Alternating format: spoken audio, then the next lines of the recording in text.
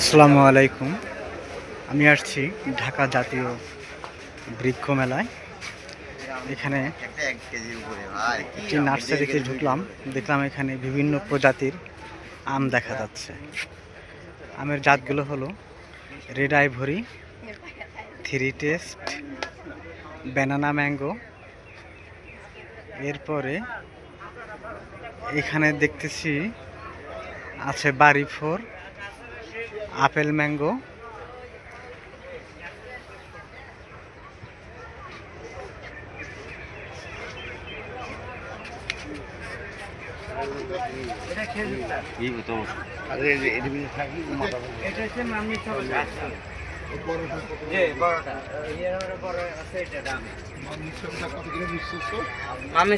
Sir বিসিটা যদি নেন তাহলে রাখবে আপনার ৮,০০০ টাকা, আর কলমেরটা নিলে ২০,০০০। বিভিন্ন প্রজাতির আম এখানে দেখা যাচ্ছে।